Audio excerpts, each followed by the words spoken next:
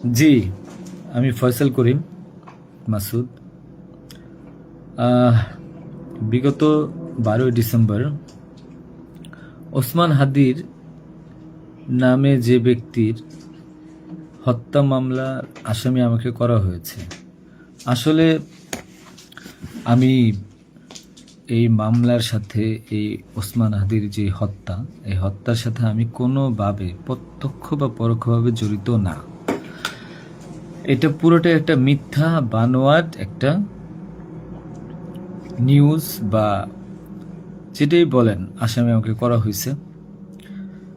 করার পিছনে বেশ কিছু কারণ আছে, কারণ আমি তার প্রচারণে ছিলাম। আমি তার অফিস বলেন, আড্ডাখানা বলেন, যেটাই বলেন আমি সেখানে ছিলাম। সেখানে থাকার পিছনে মূল কারণটা হলো, আপনারা জানেন যে আমি অ্যাপেল সফট আইটি নামে একটা প্রতিষ্ঠানের মালিক। বিগত 10-12 বছর ধরে এই প্রতিষ্ঠান আমি চালাচ্ছি। এই প্রতিষ্ঠান থেকে আমি প্রায় 20-30 কোটি টাকার কাজ করেছি উইদাউট তদবির, সুপারিশ ছাড়াই। কারণ আমি ব্যাটল অফ 71-এর প্রতিষ্ঠাতা। ব্যাটল অফ 71-এর মতো একটি গেম বানিয়ে আমি বাংলাদেশে জাতীয় পুরস্কারও পেয়েছি। আমি সফটওয়্যার ইঞ্জিনিয়ার, আমি এমবিএও করেছি। এখন কথা হচ্ছে সেটা না, কথা হচ্ছে যে আমি সেখানে কেন গেলাম। সরকার পতনের পর আমার ব্যবসা প্রতিষ্ঠানে অনেক লস হয়, যেখানে আমি ঋণগ্রস্ত হয়ে যাই। তো আমি কিছু কাজ, নতুন কাজ, আইটির কাজ জমা দিয়েছি। তো আমি তাদেরকে জমা দেওয়ার পর আমি দেখলাম যে তদবির সুপারিশ এখন দরকার হবে, কারণ যেহেতু আমার ব্যক্তিগত প্রোফাইলে এখন কোনো কাজ হচ্ছে না। তো আমি ওসমান হাদির ওখানে যাই, তার সাথে কথা বলি। বলার পর সে আমাকে আশ্বস্ত করে বলে যে সে আমাকে কাজ পাইয়ে দিবে। এই বাবদ সে 5 লাখ টাকাও চায়। আমি 5 লাখ টাকা দিই তাকে। নগদ চেয়েছিল, আমি নগদই দিয়ে দিয়েছি। দেওয়ার পর সে আমাকে বললো, ভাই আপনি অ্যাজ এ ডোনার হিসাবে আপনি আমার যেই প্রোগ্রামগুলো হয় নির্বাচনী প্রচারণা, একটা অফিস দিয়েন, বা প্রচারণে মাঝে মধ্যে একটু ছেলে পেলেরে হাদিয়ে দিয়েন। তো সে হাদিয়েই বলে আসলে বেসিক্যালি। তো আমি এরপরে শুক্রবার আমাকে আসতে বলে, আমি প্রথম শুক্রবার তার সাথে যাই, প্রচারণা করি। সেই সুবাদে আমি আমার 2টা ছোট ভাই নিয়ে গিয়েছিলাম, যারা এলাকার লোকাল। তো এখন তাদেরকে হয়তো আসামি করা হচ্ছে, আমি জানি না। তারা কিছুই জানে না, যেমন আমি জানি না, তারাও জানে না। তো তারপর তাকে আমি 5,000 টাকা দিই। তার সাথে যে ছেলেটা আছে জাবের, তাকে জিজ্ঞাসা করলে জানতে পারবেন, সবার সামনে আমি দিয়েছি এবং হাদিয়া হিসেবে সে খুব হাসি মুখে এটা গ্রহণ করেছিল। তারপর ওই দিনের খাওয়া দাওয়া শেষ, প্রোগ্রাম শেষ, আমরা চলে আসি। এরপর আমি আমার ব্যক্তিগত কাজে, নানা কাজে ব্যস্ত ছিলাম। হাদি একদিন ফোন দিয়ে আমাকে বলে, ভাই 16ই ডিসেম্বর আসছে, আপনার সাথে কিছু কথা আছে, আপনি আসেন। তার হোয়াটসঅ্যাপ মেসেজটা চেক করে দেখলে জানতে পারবেন। আমি কিন্তু তার নেক্সট শুক্রবার দিন, মানে আমি বৃহস্পতিবার দিন আমি কিন্তু যাইনি।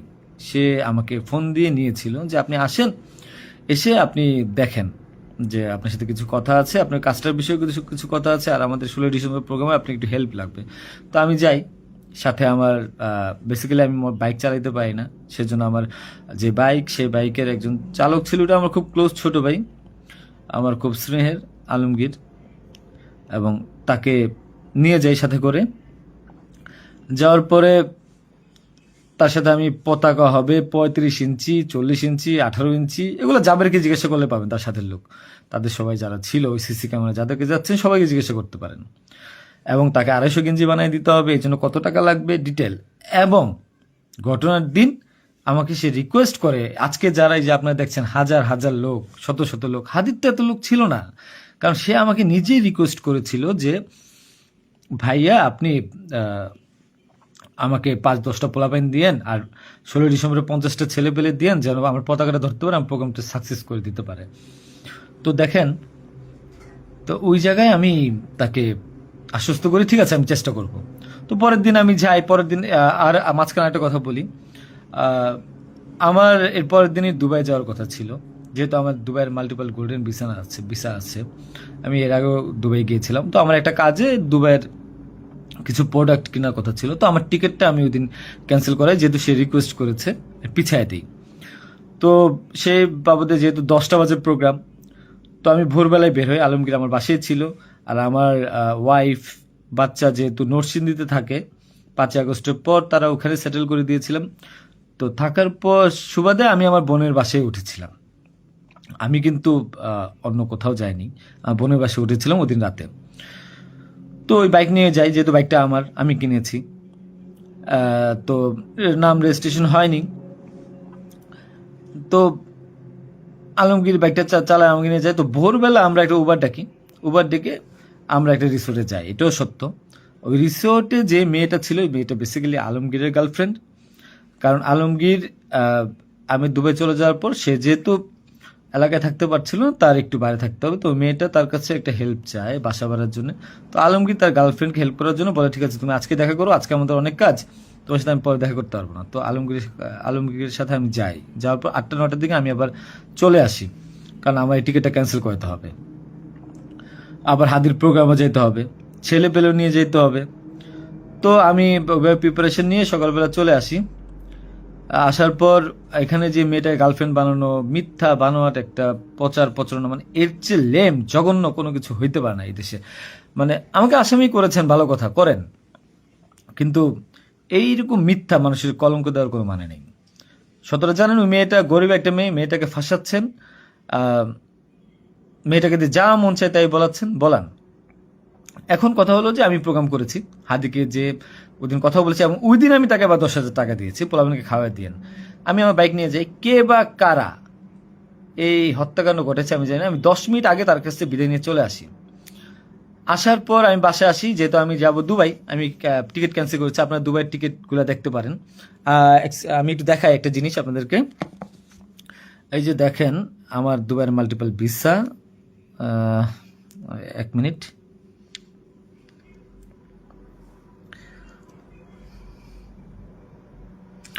এই যে দেখেন আমার দুবাইয়ের মাল্টিপল ভিসা। হ্যাঁ, ওকে। আমি এখান থেকে ক্যামেরা যেহেতু দেখা যায় না, আমি এখান থেকে দেখাই। এই যে দুবাইয়ের মাল্টিপল ভিসা আমার স্পষ্ট আছে, দেখেন। ঠিক আছে, দেখেন। আরো ভালোভাবে যদি দেখাইতে চাই তাহলে দেখতে পারবেন কিনা আমি জানি না, একটু ভালোভাবে দেখেন।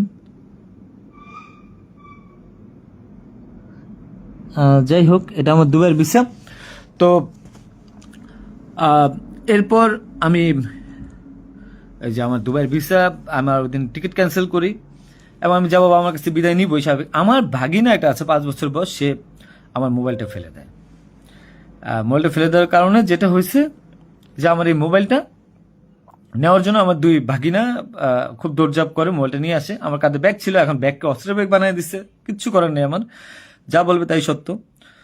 আর আমার বাইকের নাম্বার প্লেট চেঞ্জ করে নাম্বার ম্যানহোল থেকে উদ্ধার করা, আমার বাবা 2বার ব্রেন স্ট্রোক করছে, তাকে দিয়ে উদ্ধার করানো, এটা কোন নাটক আমি জানি না। তো তারপর এই তো বাইক উদ্ধার দেখলাম, এগুলা দেখলাম। এরপর আমি বিদায় নিয়ে চলে আসি।